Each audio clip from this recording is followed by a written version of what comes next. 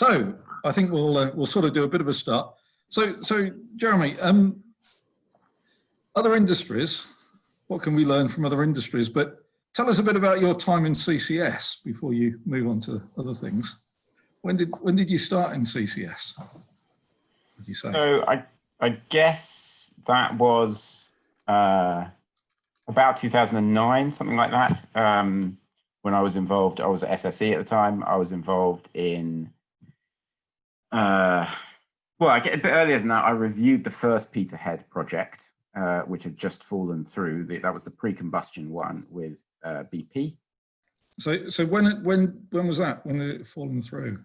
So that would have been that was 2008, I think, when that fell through, something 2008, 9, about there. And then I got more and more involved in collaborative R&D projects around CCS, and in particular then got into the Ferrybridge pilot plant, which was a little 5 megawatt slipstream plant built at Ferrybridge, which we actually got funded and built. It wasn't so little, was it? Tested. Physically. Well, it depends on your scale. So 5 megawatts, it was quite a big thing. It was 60 meters tall and, it was a reasonable walk around it, but still only 1% of one unit, so small compared to the power station, but a big thing to have in your back garden. And 100 million quid or something, wasn't it, ballpark? No, not at all. No, much better value than that. It was, I think the total budget was, well, it's a darkly guarded secret of Duzan's, if we're being honest, but a ballpark 20 million rather than 100 million. Okay. So for something about the size of Mongstadt that cost more than $1 billion, that's pretty good value, as you say. Yeah. It was, that isn't much bigger in terms of megawatts capacity, but it cost an awful lot more. Yeah, no, it's interesting. Okay, so you learned the lessons from Peterhead, one, which were what would you say, or are you going to tell us that if you're not going to? Lessons from Peterhead 1. Peterhead 1, I think it just grew too many arms and legs and just got too complicated and too big, and there was too many things in the project, I think, to make it comprehensible to any mortal. And I think they were just trying to do too much in one step. So then following on from the Ferrybridge plant, we then put a lot of work into trying to put together another project at Peterhead, which was post-combustion and a little bit simpler, and stood on the shoulders of the Longanic project, which had done an awful lot of work to get the GoldenEye storage site lined up and basically pre-qualified, and a huge amount of geology money spent on it. So we then went, okay, there's a storage site we can use, and our power station's pretty close to it. So we put a project together on that basis, and that made it quite a long way, but not quite far enough. Didn't quite make the financial hurdle that we needed to make with the government. And then, so that how far, I can't remember how far you were when you left SSE then. So by the time I left, it had been that there was a deal. There was an agreement between Shell and SSE to do it, which was, in my view, an amazing deal for SSE, where they basically sold Shell flue gas full of CO2, or with some CO2 in it, not full of, whatever thin percentage it is.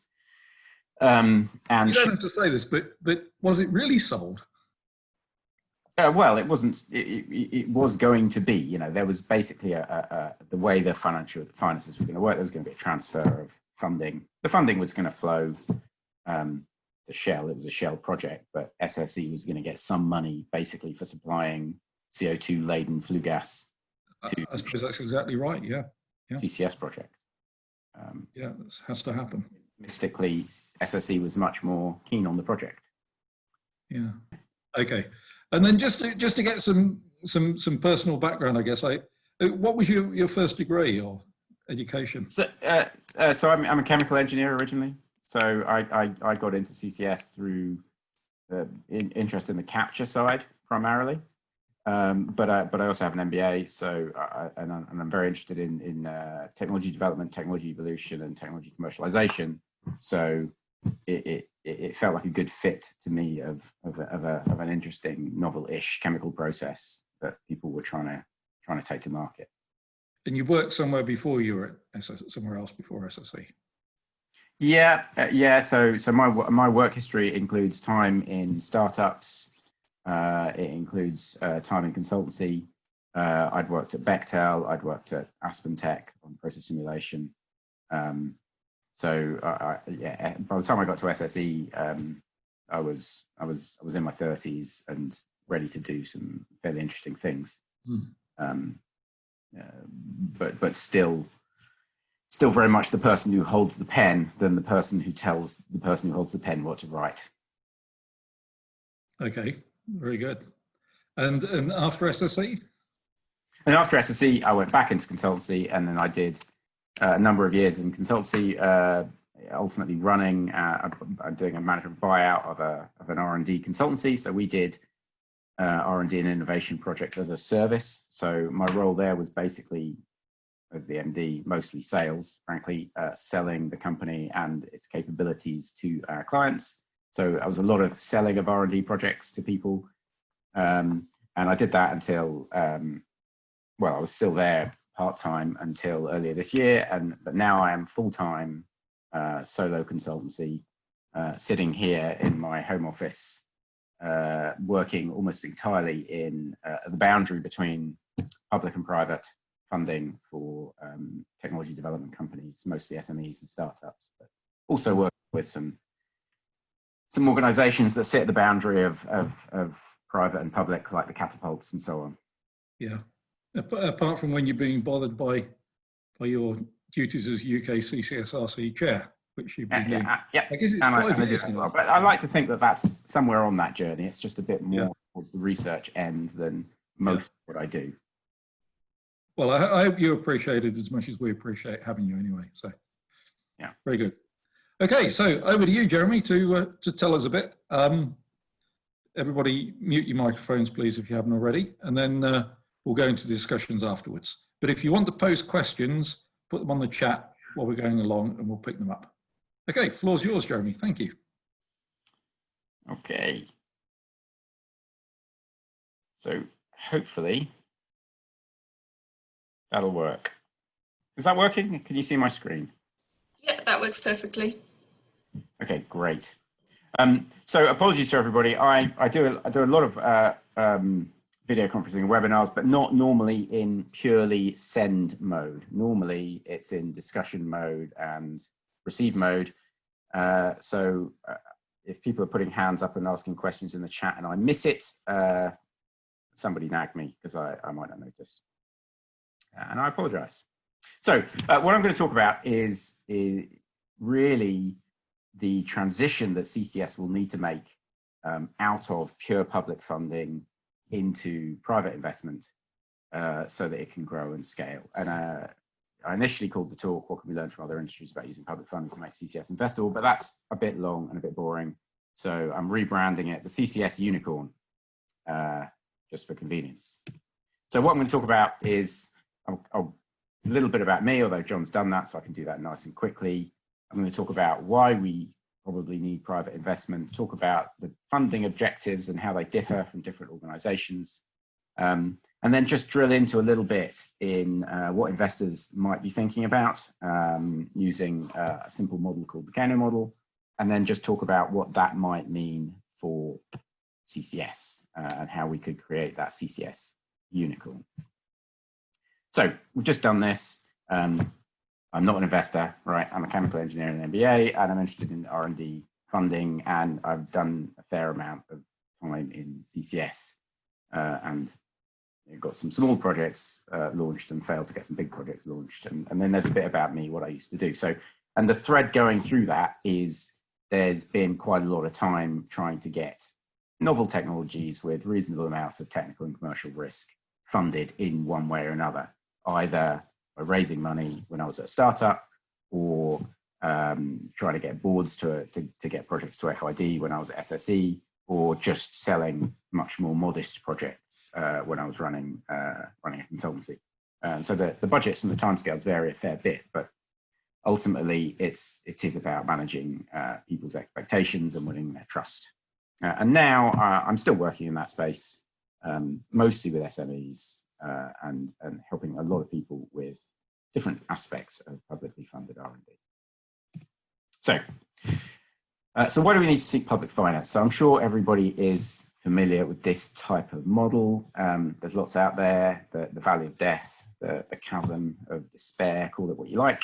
But basically, people generally start off with some really cool idea or concept, and they can make quite a lot of progress with very little money and get quite a long way. They maybe even build a prototype.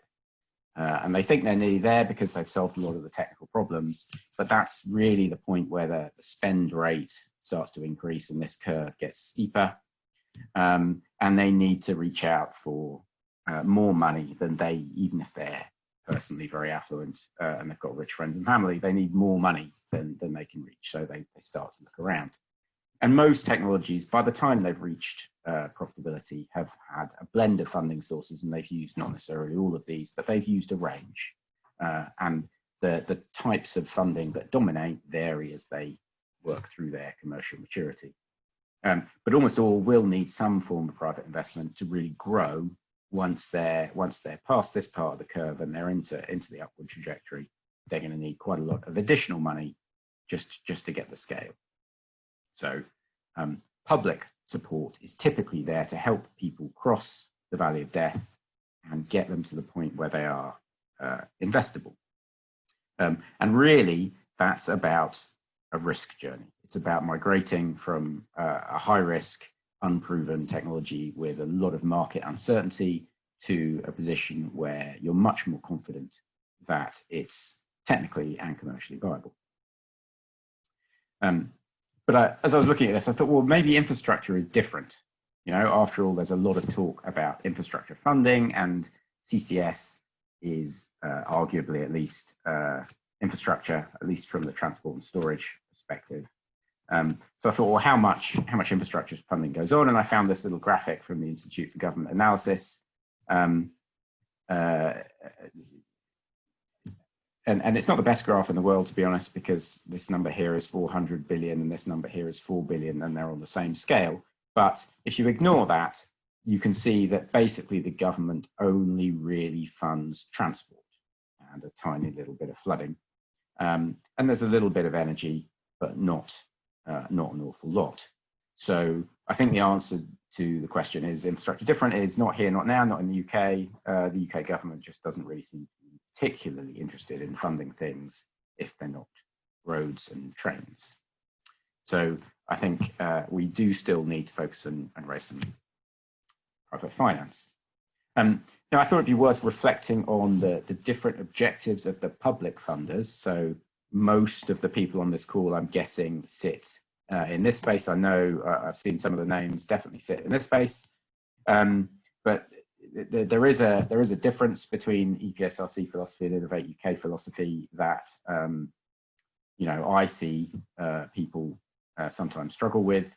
And EPSRC describes itself as fundamental research TRL 1 to 3, Innovate UK innovation TRL 4 to 6. They both have reasonably big budgets. I couldn't get those over the same time period, but they're both spending single-digit billions.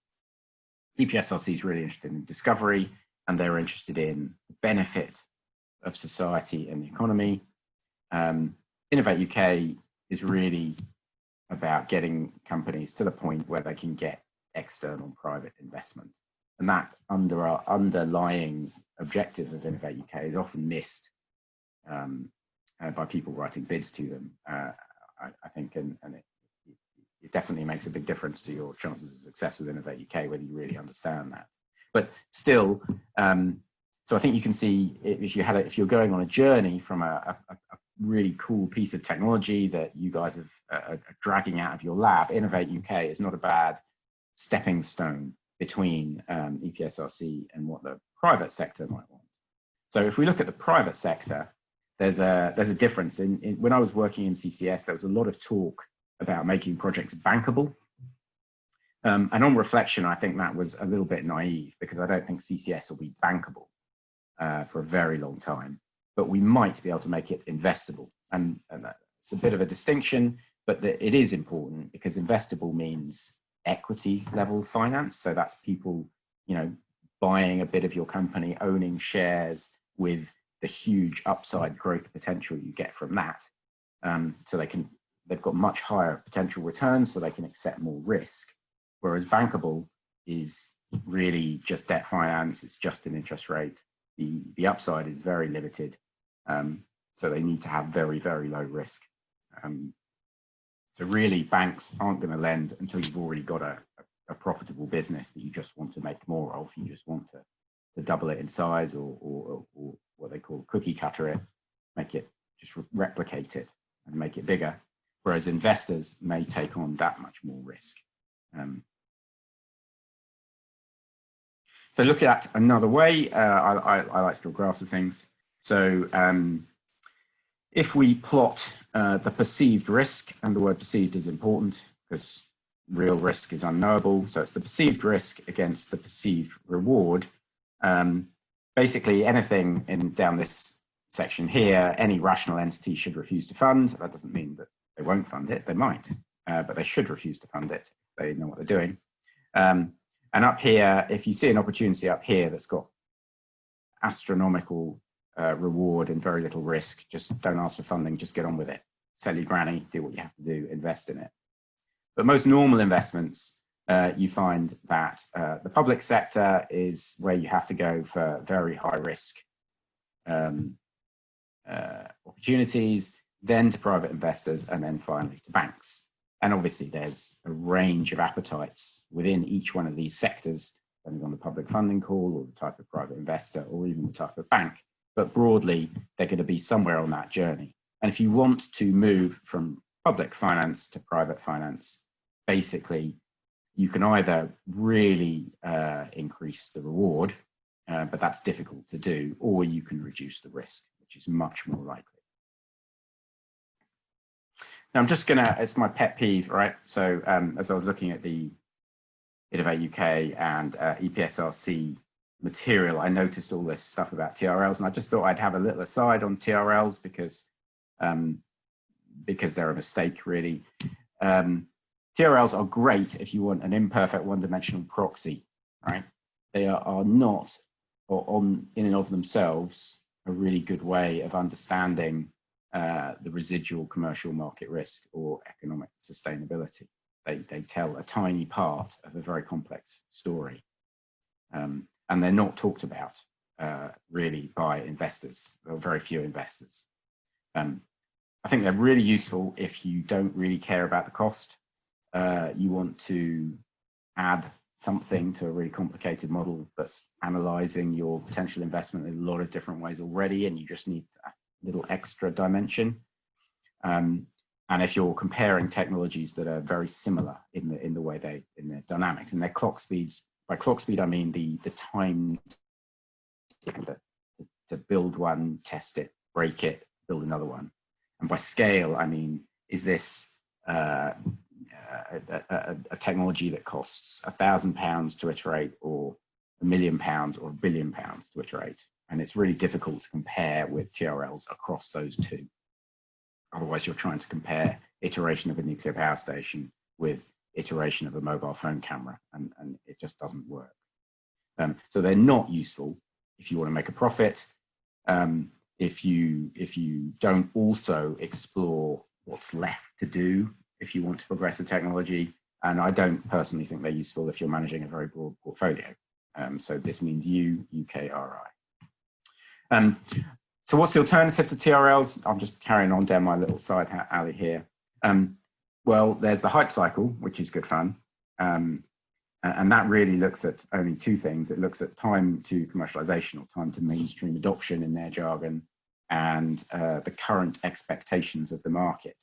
And there's loads of these around now, and I'll bring them up in a minute. But I just thought it'd be instructive to look back 10 years to the point where you know, there was a lot of interest in CCS. I guess you could argue at that point that CCS was up here somewhere, and in the UK at least, people were very excited about potentially building new coal-fired power stations with CCS. But it is instructive to look and see that there is no energy technologies on here at all, really.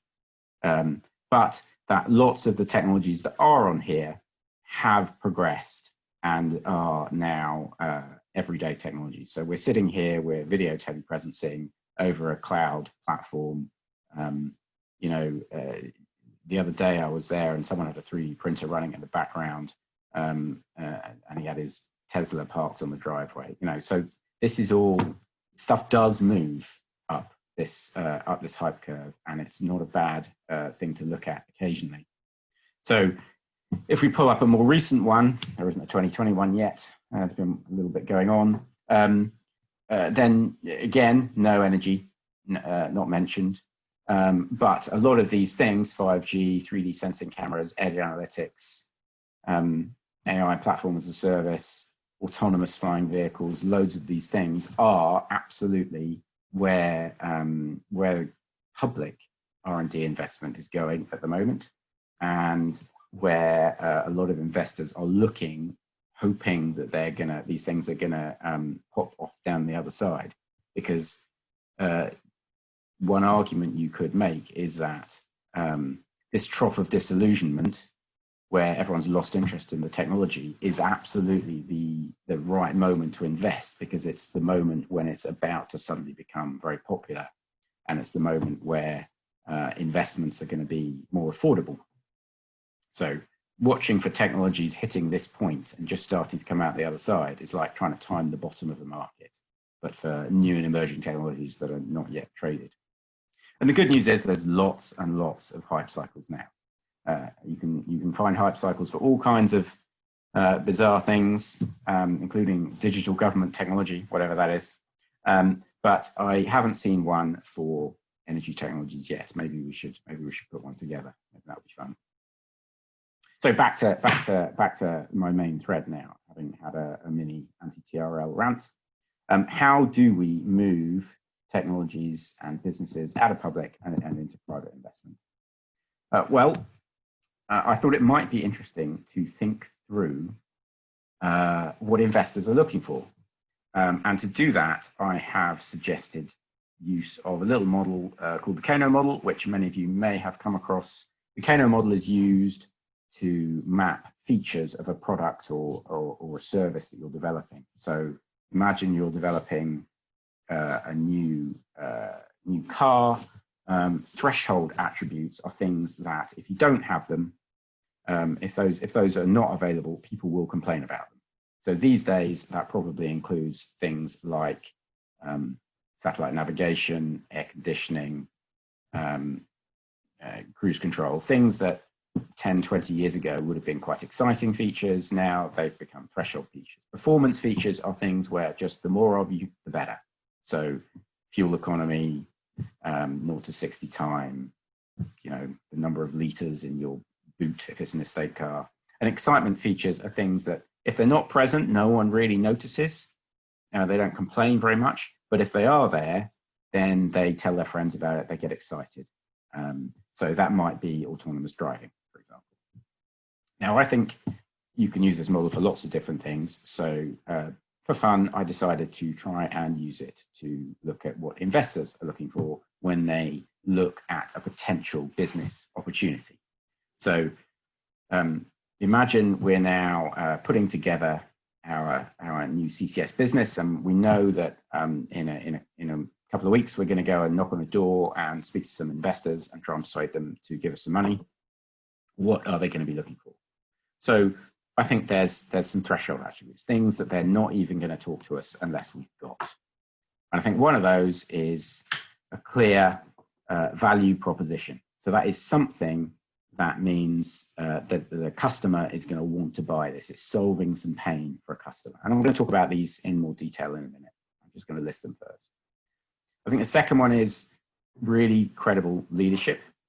That investors won't talk to companies if they don't trust the leadership, especially early when there's not a lot else to look at. They won't talk any further. They're looking for a clean corporate structure and really clear IPR, intellectual property rights. So ownership of the patents, the design rights, the trade secrets, that give the company its edge, and the sustainable competitive advantage. So now we're starting to talk finally about something that might have technology involved. So this is why is what you're offering better than anybody else is offering, and how is it going to stay that way? That's the sustainable. It can't just be a transient competitive advantage. First mover advantage is transient. It's not sustainable. Then there's the performance attributes. So the more the better for these. So number one, high growth potential. They're looking for things that are going to be big and growing. Big financial returns. They're in it for the return. So the higher the financial return, the better. And then there's finally, there's things that will get them particularly interested, all else being equal. And I think those are things like their own ability to add value to the opportunity, to get involved and improve it in some way, the fit with the rest of their portfolio that they're managing, and then potentially some intangible things like they're looking for some PR benefit or some association in some way with whatever it is you're doing. So just to drill into these a little bit more, value proposition. So I love this picture. So this guy is there, he's selling the baby holster for the good, the bad, and cuddly.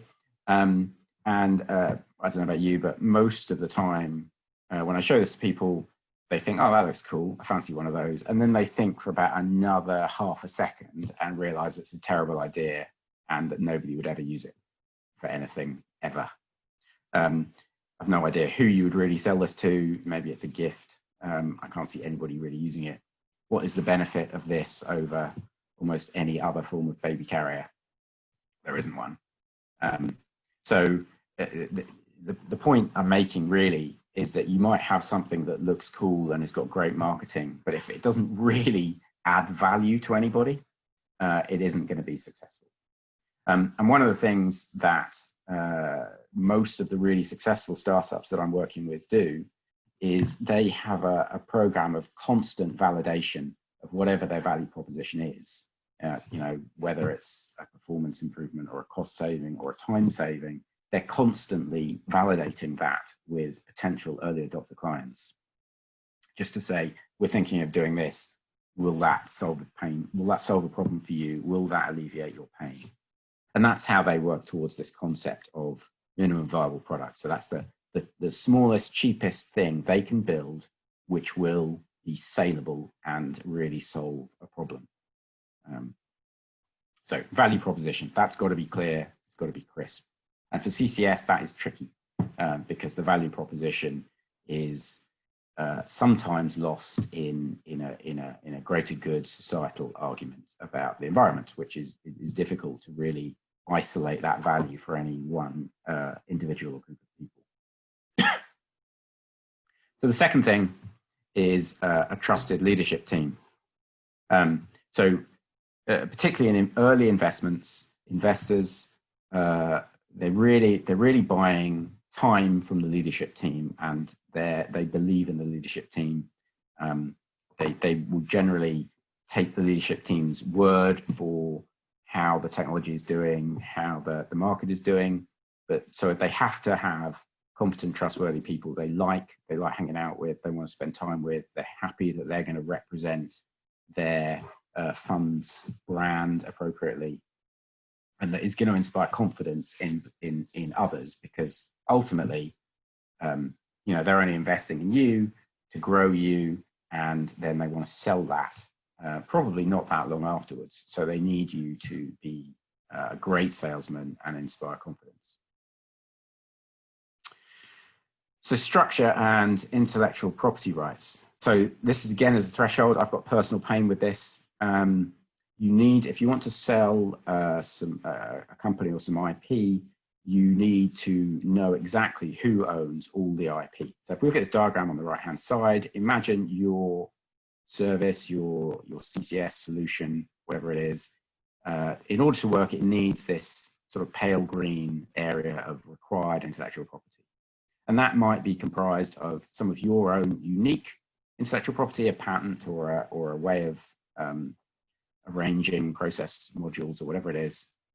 And you might also license some IP from someone else. But you need to know that everything in this box is either published and public, owned by you, or licensed by you for use in this application, with no overlap at all to any other third-party IPR.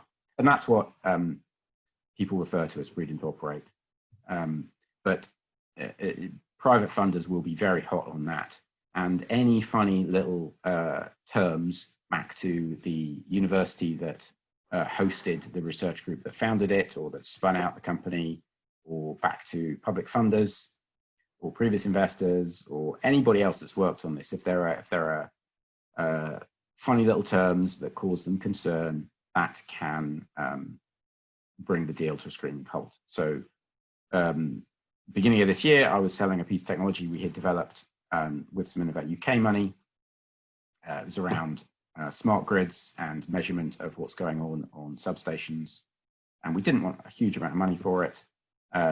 But that deal got into some really sticky waters because there were some terms back to Innovate UK, which meant that they were there for very good reasons. Innovate UK wanted us to make all reasonable endeavors to commercialize the technology and profit from it. And if we didn't, then they had the right to basically license it to any third party at fair market value, right? So that sounds entirely reasonable, but that made it very difficult for us to sell that to anybody because they were worried that Innovate UK could license it to their competitors. So just those things can be tricky. And investors will look for absolute clarity over what you need to do it, and that you're not infringing anybody else's IP. So the final threshold attribute I think that they're looking for is this concept of sustainable competitive advantage. What have you got that nobody else has got? And one way of thinking about that is to think about what assets or technologies or concepts you have, which are what the management jargon is called VRIN, which stands for valuable, rare, inimitable, and non-substitutable. It's a bit of buzzword bingo, but basically the classic example is the Albert Hall. There's only one Albert Hall. It's a great venue. It's incredibly valuable if you want to do something with very large impact, and there's not many alternatives.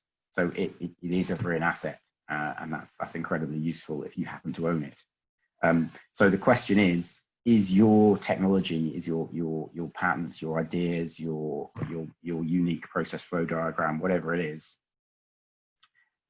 that VRIN? What have you got that can't be replicated, that can't be copied by anybody else, and how safe is that? So then they're looking for performance. So they've established that you're worth looking at. You've got those four things, and now they want to know how fast you're going to grow, because they want to invest in you in order to exit at a point in the future where you're worth more than you are now. So the future value is basically going to depend on how fast you're growing between now and when they exit, and at the point that they exit, because any subsequent buyer will factor in if they're going to exit in 5 years' time, say, and in 5 years' time they're growing, they're doubling every year, they're going to factor in how big, whoever buys it from your investor is going to factor in how big you're going to be in 10 years' time, not how big you are in 5 years' time. So that growth rate really strongly affects the future valuation. So what that means is, in order to have a high growth rate, you need to have a repeatable business. It can't be a one-off project. It can't just be for one customer. So if your business is basically, we're going to build a CCS project at Peterhead and that's it, then that's not an investable business. It's not enough. It's too unique, and you're too dependent on the UK government to be your only customer. You have to find a way of selling projects all over the place and to many different customers. In case one of them changes their mind, you're still robust to other customers. And you also need an absolutely rock solid initial market. And then ideally you sell them the dream that you could use the same technology for other applications. So if you have something that's absolutely perfect for agrochemicals, can it also be used for petrochemicals, glass, cement, whatever it is? but you absolutely know there's enough in your initial market to make it worth their while investing. And then there's financial returns. So they're going to want a business plan, which is quite a different document to a funding bid, backed by really good projections on sales, really good evidence that you understand your market and how it behaves, really good margins, so understanding of what you're going to sell the thing for, what the pricing is going to be, whether you're selling product or service, and what it's going to cost you to deliver that.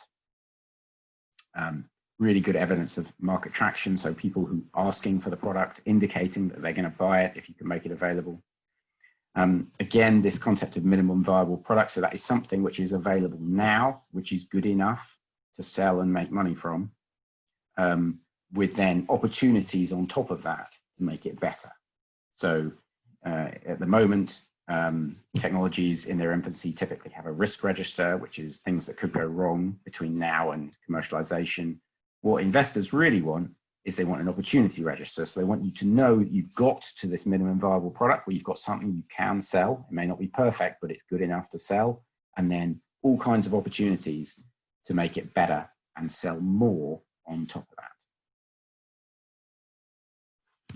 And then I think the seventh thing, this excitement factor, how can you really persuade them to get excited? There's different options that it might fit their portfolio better. They might be missing something in clean tech and they want a rounded portfolio, or they might have a clean tech portfolio and they're looking for something that's going to work for a particular industry. It might just be that they want the PR, they want to fit the zeitgeist. It might just be a personal interest. SpaceX is a classic example of, well, one of two classic examples of billionaires building rockets because it's a fun thing to do. And it needs to fit the scale and the time scale of whoever the investor is. Regular sources on there.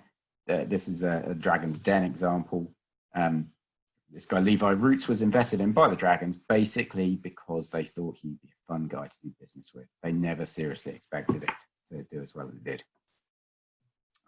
But it pressed their buttons, so they invested. So how does it apply to CCS? And the CCS Unicorn. So a unicorn, for those of you who are not aware, is a bit of jargon meaning a company that's worth $1 billion. And for CCS, you can see, for a company to deliver CCS projects, it's got to easily be a unicorn. It's got to become a unicorn several times over, probably, to do a number of CCS projects. Governments aren't going to fund that directly. It seems very unlikely. They might be customers, and SWF sovereign wealth funds may have a role. I'll come back to that. But we need to make CCS investable, and we need to imagine what this CCS unicorn might look like. First of all, in its initial market, and then potentially in some other markets that might follow along behind it, spun out later in a kind of phase 2. So how would we create the CCS unicorn? First topic, value proposition. We need to identify who the economic buyer is. It can't just be the UK government. That's not enough. They're too small. We've got to be global to get the scale and the growth rate. So we've got to think about possibly many governments buying on behalf of the people they represent. The value proposition might be around environmental benefits, in which case you're competing with nuclear renewables. Maybe you're selling to the fossil fuel producers. It's a reasonably common discussion topic these days to try and persuade the fossil fuel producers to take responsibility. And I guess the value proposition there is effectively social license to operate. It's allowing them to extract those reserves, provided they implement an element of carbon capture somewhere. Now, I think the competitor to that probably is, well, just don't produce in that territory, then we'll produce somewhere else. So it'd be quite a difficult one to implement. Or maybe it's fossil fuel consumers through carbon tax legislation. And that's what people have been trying up until now. And obviously the main competitor there is consume elsewhere. Don't build a cement plant in Europe, build it in China and ship the cement over, avoiding the carbon tax. So we need to think that through, and I don't think that's that easy to do, but that is the challenge. We need to come up with a crystal clear value proposition to a customer who is a multiple of customers, not just one government at a time. Credible leadership is relatively easy by comparison, right? So we just follow the tried and tested model. We create a company, we structure it to suit the customer. So if we're selling to governments, we set up a big company that can develop the balance sheet and guarantees and so on that governments are looking for. If we're selling to other companies, then maybe we can be a little bit more flexible. We install a commercially focused, really solid professional management team, and we back them up with scientists and engineers. We do not do it the other way around, however tempting it may be as scientists and engineers, because investors just don't like that kind of thing. They like there to be really credible management who are advised by scientists, not the other way around. Okay, next thing, we need clear intellectual property rights. So we need to know, finally we're into our cool technology now. So now all the cool technology that we've been working on for years is important. And we need to know that for the entire end-to-end solution that we're producing here, that we understand all the intellectual property rights and structure, and probably also in the case of CCS, the chain of custody of the CO2 and all the rest of it that's been heavily discussed in these fora.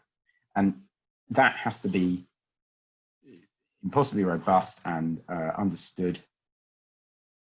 And we probably need to have checked several times through the evolution of our technology that there are no third-party patents that we're going to be standing on, or even doubt, because if there's doubt, the investors are gonna withdraw. So we're going to have to preemptively analyze all that and be ready with an answer before the investors even ask the question of what's your IP and do you have freedom to operate.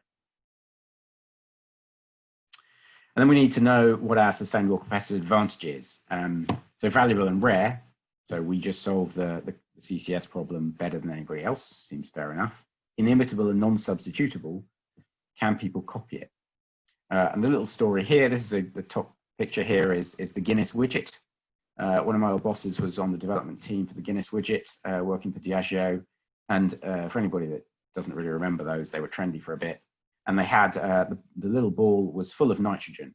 And so when you open the can, it depressurized, the nitrogen came out of the little ball into solution, and you got Guinness with nitrogen bubbles instead of CO2 bubbles, which slightly different characteristics. You get smaller bubbles, they look white. You get a different mouthfeel. It's a different drink, it's more like a pub. And Diageo were terribly excited by this. They thought they had absolutely rock solid patents, and this was going to give them this huge sustainable competitive advantage. And in reality, within, I think, 6 months, there were 7 competing widgets on the market in the UK. And they got around their patent because Guinness had patented a ball full of nitrogen, and the competitors, Guinness had patented a ball with a mixture of nitrogen and beer in it, and the competitors had managed to do it with just nitrogen in the widget with no beer. So it was not a mixture, so it didn't infringe their patents. And off they went and competed. So it's difficult. Inimitable and non-substitutable is incredibly difficult to do, but you have to try. So the last couple, high growth and financial returns. So as I've said already, we're going to need to have a whole pipeline of project opportunities, not just one-off projects. And they've got to be applicable to a wide range of markets. So probably not just power, certainly not just industry, to a range of markets and a range of geo-markets. And I think probably in the case of CCS, China is a big one. And then you've got to have a business plan that deals with all the stuff around how the market's working, what the dynamics are, who's buying what, why are they buying it, how are they going to buy it, do they want to buy it on some complicated contract for difference back with suppliers like we're doing in the UK, do they want to just buy a plant and run it, do they want to have some kind of tolling system, do they want carbon capture as a service and be all trendy? We need to understand that. We need to know what it's going to cost us to make the carbon capture plant. So there's a technical objective now. So we need to know how much it's going to cost to build and operate the plant. And we need to know what the opportunities are to improve that, because after all, this is minimum viable product. So we know it's just good enough to make money and get to market, but we can make it better, and we're going to make it better incrementally over time. And we need to know any residual technical and commercial risk, which need to be pretty small by this point. Because we're asking people for multi-billion-dollar investments, so they've got to be pretty minor. And we've got to have great financial projections, robust to all kinds of real life incidents, tsunamis, pandemics, you name it. We've got to have thought about it, and we need to persuade them that we're going to make money, irrespective of pretty much anything we can think of. And then this is the trickiest bit, I think, for CCS, is asking what's in it for the investor beside the money. So sometimes corporate social responsibility or greenwash or just being in tune with the zeitgeist will work. I once had a meal with the chair of National Grid, and we were talking about CCS. And he said to me, he said, well, Jeremy, if you're going to tell me that you've got an idea and it's going to make a big difference and it costs $1 million, then I can make it happen. But if you can tell me you've got an idea and it's going to make a big difference and it's going to cost $1 billion, then that's a problem. And I think that's the bottom line here, is that people might make a $10 million investment, maybe even a $100 million investment to be trendy, but not a hope of a $10 or $100 billion investment. I mean, that's just not possible. I think the same is true of personal interest. It's almost certainly not a single investor. This is almost certainly going to be a consortium of funds, different types of funds. So personal interest, you know, sending rockets to the moon or going to the bottom of the Mariana Trench material, it's probably too big for that. And we're going to need funds that have size and patience. And these two figures here I've just pulled from the internet, showing how big private equity firms are in terms of their total fund management, and their tens, maybe hundreds of billions of dollars, and comparing that to the sovereign wealth funds, which are hundreds of billions or even trillions of dollars in the case of Norway. And so if we're looking to fund a series of CCS projects rolling out, we're going to need to access a very serious capital, and that's probably going to mean several people being involved, which makes life even more complicated, because you can't persuade one slightly irrational investor to take a punt, because you're going to need to persuade several. So my final thoughts then, before I give you a chance to talk and ask questions. Building a better mousetrap, which is a lot of what technical development is about, is not enough. Demonstrated world-beating technology is necessary, but not sufficient. It's just not enough. We need to have it, but we need to have more than that. We need to make sure we solve a real problem for real customers paying real money. So at the moment,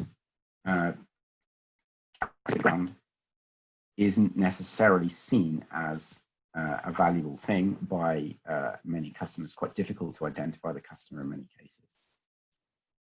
We need to make it scalable, because investors aren't going to be interested unless there's this growth potential. So we've got to have many projects and many customers. And we've got to work as hard on reducing the commercial market risk as we do working on the technical risk. And that's an area where you know, I've had concerns for years, because you can raise R&D funding to work away on technical risk, but it's much more difficult to work on the commercial and market risk areas. So I'm going to stop there and go for questions. Is anybody still there? Yeah, no, thanks very much, Jeremy. I was just thinking, that last slide sounded to me pretty much like the last three ones, basically saying there's no, you know, is there a market for CCS? Well, there's a need for CCS. I think. I'm convinced of that. I wouldn't be working on it for 10 years if there wasn't. But is there a market for it? No, there is no market for it. It's not traded. Nobody's paying for it. There isn't yet a market for it. We have to somehow create one. And I mean, is it up to us to create it or up to somebody else? I mean, do you think we can create it, or is it outside the season? So this is interesting. So whose job is it to create the market? If you are the technology developer and you think this technology has got huge benefits, then you can either say, well, it's got benefits to society, but we very soon get into something like tragedy of the commons or something similar. It's not really my field, but it's going to be quite a short conversation if we say it'd be better if we did it, but no individual company, government, whatever, really benefits, so we won't. And if nobody else is interested in it, other than the people working on the technical issues, then the people working on the technical issues have to try and make the commercial progress because nobody else is doing it. But we're not the best people to do it, you know, because we're interested in the technical stuff and in reducing the, you know, the energy cost and the, you know, these important parameters which go into the commercial model. But we're probably not going to come up with the novel ways of making it work commercially that a commercially minded group of people would. Yeah, I mean, that's true, but what about, I mean, also, do you think we can do it because, you know, CCS developers say buy CCS is hardly a very convincing argument, is it? Would you? Yeah, absolutely. I mean, we would say that, wouldn't we? The conclusions of this research is to fund some more research for me. It is quite a short story. So, and we've been trying to do it, in my case for 10 years and a lot of your cases for longer, and we haven't managed it yet. So there's got to be something different, I think, and then there has to be people looking for, you've got to be people experiencing pain that we can alleviate their pain before we can sell them an aspirin. Yes, that's good. I like that. Yes, look around for people in pain. So question here from John Newbury. Do you want to ask the question, John?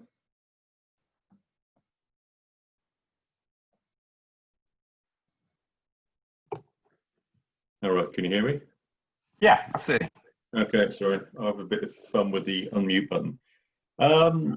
Yeah, I'm just thinking in terms of your value proposition, people are already paying if they go on a flight to plant a few trees or a few stoves in Africa and things like that that are accredited, validated carbon offset programs. So, you know, if someone's prepared to pay for their carbon dioxide waste to be disposed of, is there a point where you say that's actually a value proposition? Either it's something you're competing against in that you could either plant a tree or pay for a stove, or you can pay to have some of the carbon dioxide pushed down into a big hole in the ground. Yeah, I think that's a really interesting idea. This idea of if effectively micro carbon trading, spreading out across a very large number of people that collectively adds up to enough to put together a really big project.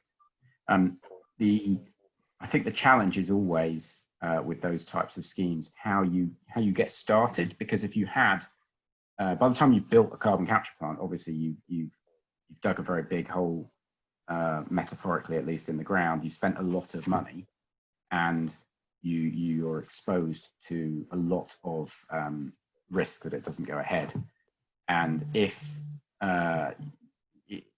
you don't quite get as many people being prepared to pay an extra tenner on their flight or whatever, then it's difficult. So you're effectively asking the investor at that point not just to trust in the management team and maybe one of half a dozen early adopter customers, which is probably where they'd like to be. You're asking them to believe that an army of individual consumers are going to pay for it, which works well if you're Netflix and you have a technology that you can build and then scale and make it bigger and bigger and bigger for very little additional money.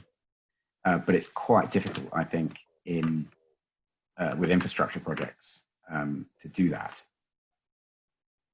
But if people will offset a journey in a plane, then perhaps they'd also offset other aspects of their life. And if you can begin to sell that proposal, you might get the sort of scale that you need.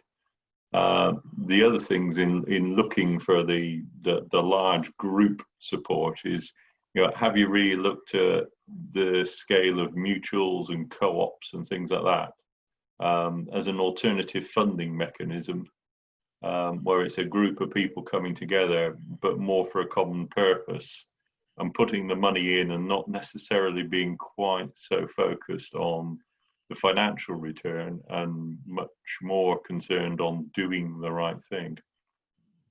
Yeah, so that would be interesting. And no, I haven't looked at that. There's definitely a lot of private investment available. The world is awash with it, especially at the moment. Everyone's looking around to put their capital somewhere. So that there is no doubt that there is a ton of private money out there. But trying to find enough in one place to fund a big project is more challenging, because people have got this mentality of not putting all their eggs in one basket, basically, and they like to divide it up into little slices, and that's always the sort of generic financial advice is to. Yeah. So how do you subdivide carbon capture and storage into? I mean, what you're getting back to is the model of things that do well are done in small units and multiplied thousands or millions of times, and then you go along an experience curve and everyone's happy with a nice steady growth. Whereas to put carbon capture and storage in, we seem to have gone down the route of exploring one or two large mega projects. So are we really looking to start at the wrong point? Do we need to find some way of making it small and scalable? Yeah, and I think we could make it small and scalable. That would definitely be a hell of a lot easier to get done, because then you can persuade people to make a $10 million investment on a whim almost. Not, I mean, you can't, but it's a lot easier than a $1 billion investment. So you could persuade a few people to take a punt, and then you start to get momentum and you learn. I think the challenge with CCS is the geology. It's not my field, but you can certainly build a small modular carbon capture plant, and you could strap it to your back and go diving with it. It's called a rebreather. That's done. Whether it's personal scale or submarine scale, you can do that kind of thing. But geological storage, as I understand it, you need to go quite big to justify the costs of developing that store. And I think, that in my perspective, that's always been the stumbling block with making it small and modular. If you're reusing existing facilities, would you start off small and ramp up? I've heard that said of people looking at trying to reuse old oil and gas sites, that they're ones that they can't actually put a lot of CO2 into very quickly, and they're primarily reusing existing facilities. So I'm just wondering if that's the sort of route in, and stop trying to make it big quickly and actually try to make it quite small to start with, and then scale it up. Yeah, so there's that option, although I think even Goldeneye, which was a relatively small gas field redeveloped end of life with relatively new and shiny infrastructure, was still a few $100 million. The other idea that I've explored a little bit is, at least in the UK case, is small modular CO2 capture, stick it on a ship and take it over to the US and just let them put it into their CO2 pipelines for EOR, as they do now. And that, it's questionable how much CO2 really ends up trapped in the ground for geological time. It's not as much as you might like, more than nothing. But at least you're making some progress with the industry, and you're starting to create that market a bit. So that to me is an interesting way of soft starting an industry. I have to say my personal view is that the government probably does have to put its hand in its pockets and build the first one, and then you can start. I'm not sure that that's going to happen, but yeah. Anyway, I better shut up and let someone else have a chat with you. Yeah, I definitely agree that if we get the government to get us to MVP, minimum viable product, then that would be a step forwards. so Rob Gill. Yeah, hi. Thanks, Jeremy. It was a really interesting presentation. I think that there's a difference between the sort of R&D technology projects that you were talking about, where technology can be used many times throughout the world in different industries to perhaps capture carbon dioxide, and obviously there's a difference between that and the large projects that we're talking about, the large network type projects.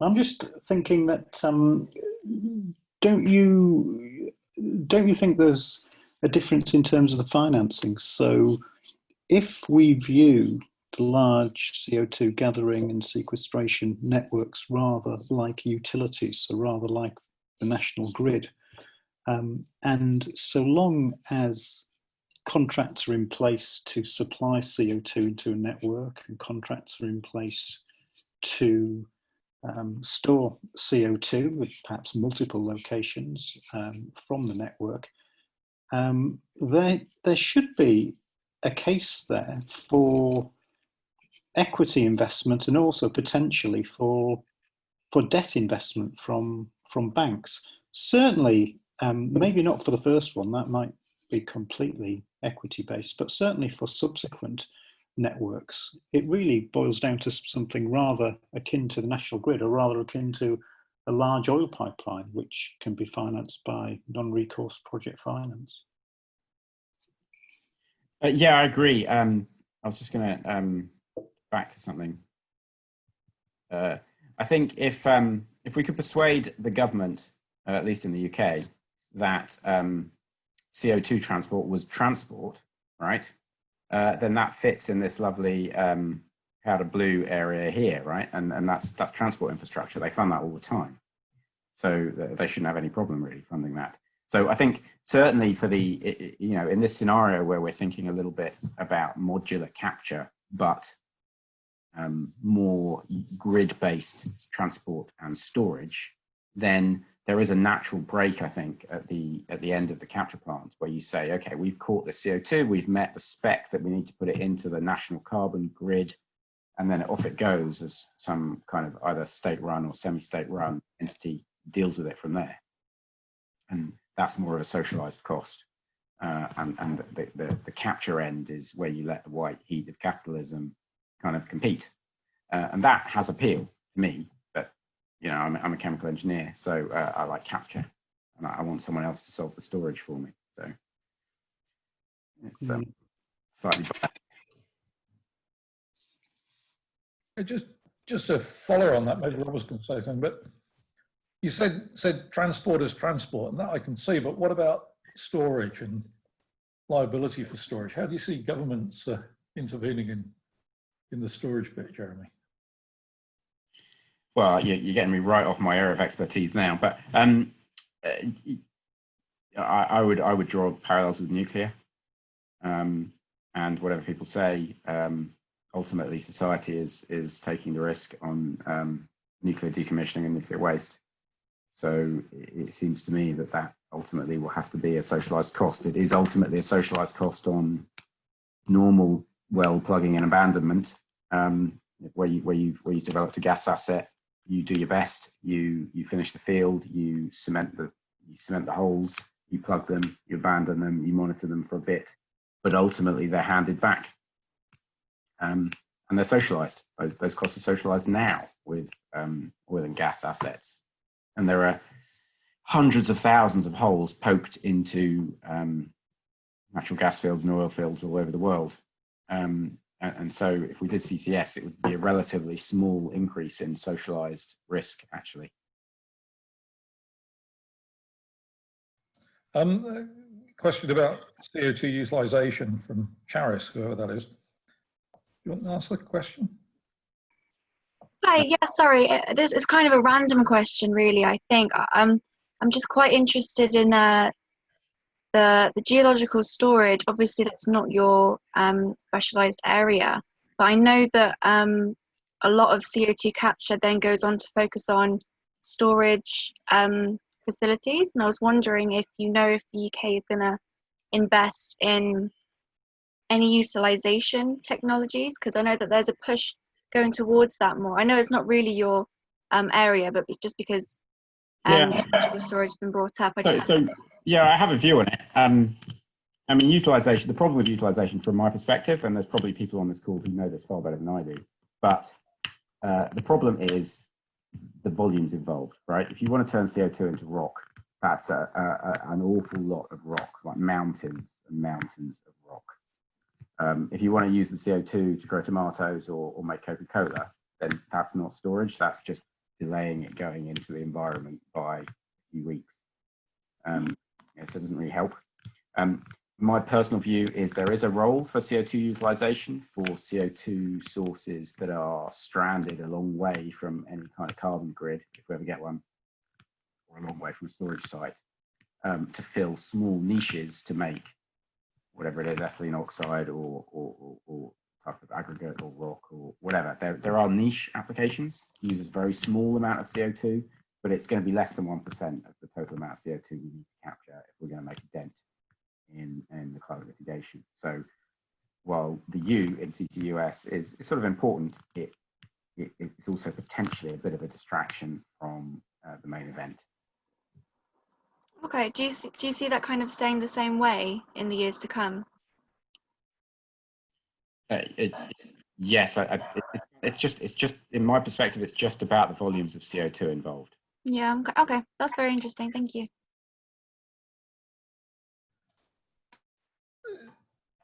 So, Jeremy, you spoke a bit about technology readiness levels early on. Yeah. So, I mean, why do you think they're still there? They seem to have lasted a long time in the business. And do you think there is any recognition that clock rate matters as well? You seem to sort of put clock rate and technology readiness level together quite a lot. Well, no, yeah, okay.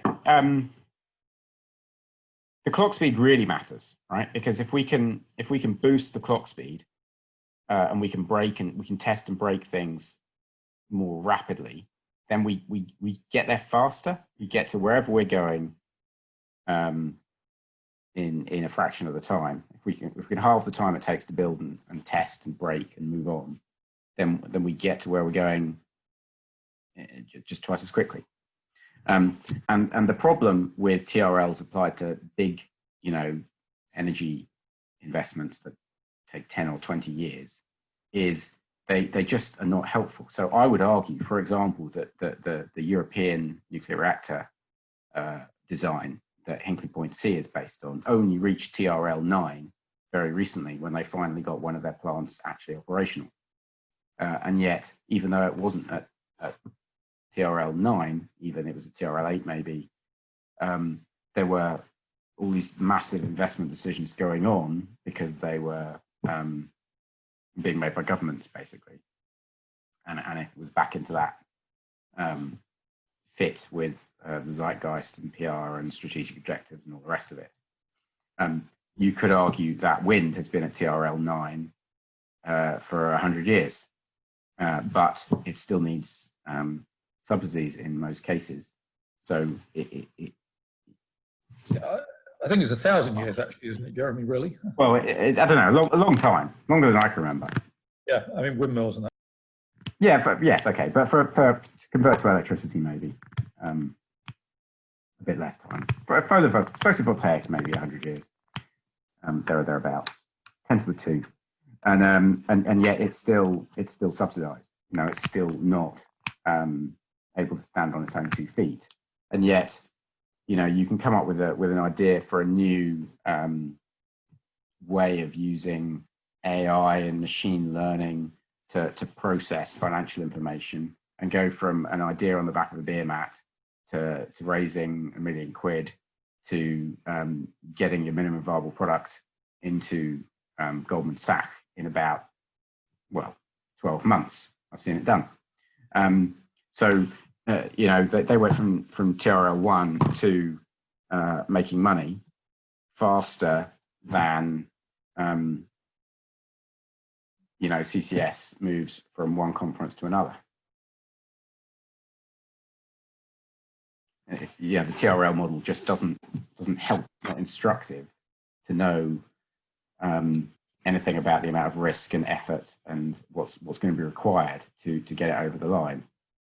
So it's maybe helpful if you're comparing one type of gas turbine with another type of gas turbine, but it's not helpful if you're appealing to a large investor with a lot of different things in their portfolio, and they're trying to make a decision between investing in your project and investing in a piece of biotech or a piece of legal tech or a piece of whatever it is. Yeah, no, it is difficult to get the clock speed in a business over, certainly, and differences. And as you say, the research council have got portfolios of very, very different technologies. Totally different. So we've got a question from Louise, actually, saying, well, maybe ask the question, Louise. It's,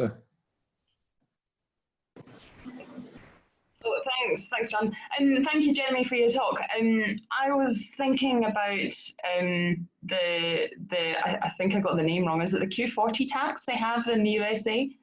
And do you think something like it's a carbon tax?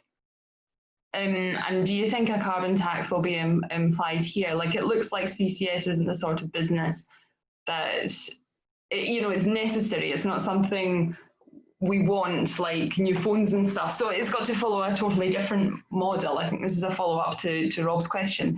So, I mean, I feel like the only way it can really happen is a carbon tax being imposed on customers and probably energy producers. And what do you think the chances are of that happening ever? So, I mean, we've got carbon taxes. There's a couple, and there's the EU carbon tax. There's the UK carbon floor price, which is effectively a carbon tax levied on fossil fuels. So, and they have some effect. I mean, they've shut down the coal plant quite effectively. So if that was the policy intent, then they've achieved their objectives.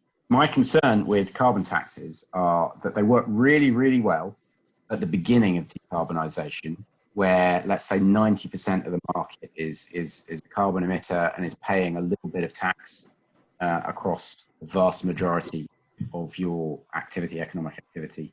So there's a little bit of tax levy on all those things. And that 90% that's being taxed is funding the 10% that isn't being taxed, that's being funded by the tax. That works really well at the beginning. The problem is, as you move through decarbonisation, and decarbonisation gets deeper and deeper and deeper until you get towards zero and net zero and that kind of place, then you end up with, if anything is emitting at all, you've maybe only got 10% of the world now emitting, and that's suddenly trying to fund the other 90%, and that very quickly gets a bit odd. And so carbon taxes don't really work in that scenario. You have to enable things to make money without the carbon tax, because there just isn't enough tax to pay for all the things that aren't taxed. but I think if I understood what Louise was writing, then it was using the example of 45Q, which is a tax break, tax rebate, if you put CO2 underground and worth about $50 a ton. So living inside the mechanism, I mean, do you think we should look for a specific support for CCS, which doesn't support other things? It just says, you know, it's a mechanism for CCS. I mean, you remember the CCS levy that we had in the 2010 Energy Act, which was... Yeah, I mean, it is interesting. I've spent a long time over the years thinking about the different mechanisms to try and get CCS funded. a carbon tax or a levy per ton stored. I think that's really good for industrial CCS. I think it's the only way you can possibly fund industrial CCS. And given my argument that this needs to fit a very wide range of markets and not be a one-off project, I think industrial CCS is really important. So I think that is a benefit. The challenge that we had with all the various mechanisms that were designed for nuclear, basically, is they don't give you the opportunity to turn your plant on and off, and there's an awful lot of capital costs that you've got to recover, whether or not you're in demand or not, if you see what I mean. But that's a whole nother area that I don't really want to dive into if you're interested. But if you just gave people £100 a ton of CO2 store or whatever, then what would that do? That would drive you to build sensibly sized plants which manage the risk on concentrated sources of CO2. So you'd look around, find fertilizer plants and so on. And it would be quite a sensible market mechanism, I think. It would work better, I think, than the mechanisms that they tried to introduce or, designed for the power industry, because of the challenge with the power industry with being dispatched and not being dispatched and not being in control, really, of how much CO2 is produced. Yeah. So I mean, John's, I think, basically supporting the idea of a tax for putting CO2 into the atmosphere. Interesting. So, Jeremy, just I guess final question. If anybody else has got anything burning, you sort of look back 10 years. What about looking forward 10 years? Where do you think we'll be in 2030? Yeah. Don't worry. We probably won't remind you of what you said, but we might do. So my gut, to be honest, is is that it won't be a UK-led solution. It might not even be a European-led solution. My suspicion is that Middle East possibly will lead on this. China maybe because they are getting fed up with other trade tensions, and they'll just think that a few billion quid just to sort CCS out will be worth the pain to solve some bigger issues. Middle East possibly because they basically want to make sure they can continue to sell fossil fuels because it's a really important part of their economy. And probably that will be in conjunction with the major oil companies. So if I was going to bet on a company or an organization to actually get CCS over the line, I think I would be looking at Saudi Aramco or ADNOC or one of the big Middle East national oil companies, just deciding that it was strategically imperative to be able to produce and consume fossil fuels without society beating them into a pulp. And so in order to re-establish their social license to operate, or whatever the correct buzzword is, they will just sort it out and make it happen, which is the kind of thing we saw BP and Shell doing in the UK. But if Aramco did it, they're just an order of magnitude bigger. And it's an order of magnitude more important for them potentially to solve it. And do you think CCS will give a license to operate, or do you think it's gone beyond that and people just don't want to see fossil fuels used? Both. I think at the moment it's gone beyond it, but much like all the, if you think back a year and how socially unacceptable it was to have coffee out of a plastic cup or to have your shopping in a plastic bag, suddenly COVID arrives and everybody's doing it again, basically because it's the lesser of two evils. But I think that if we withdrew fossil fuels entirely from the economy, it would have such far-reaching implications that people would change their minds. Basically, society would change their minds and want it back again, but they would want it back in a way that was more acceptable. So I think that even when society gets so frustrated with fossil fuels that it gets difficult and it starts to affect the share price and the valuations of these large companies whose valuation is dependent on recoverable reserves, basically. It will switch back again once they say, yeah, but this is okay, this is clean oil, it's okay now. I think it is a redeemable position, basically, because society needs fossil fuels so much. Okay, well, thanks very much. That's that is an interesting suggestion. We'll certainly be interested to wait 10 years and see what's going on. So I think that's it. Thank you very much, Jeremy. As usual, we'll go over to Karis to see if she's got anything to tell us before we break up for the weekend. No, I just want to say thank you, Jeremy. That was a great lecture to finish our spring series on. So thank you for talking to us today. What I'd say in terms of, we're taking a pause in our web series next week, and look out for announcements of what we'll be doing for our summer series. So that'll be starting week commencing the 20th of July, but we will email everyone out next week to give you all a full update on what we've got planned for the summer. So yeah, thank you for joining us today, and have a good weekend. Yeah, thanks again. Thanks, Jeremy. Thank you. Bye. Bye. Thank you.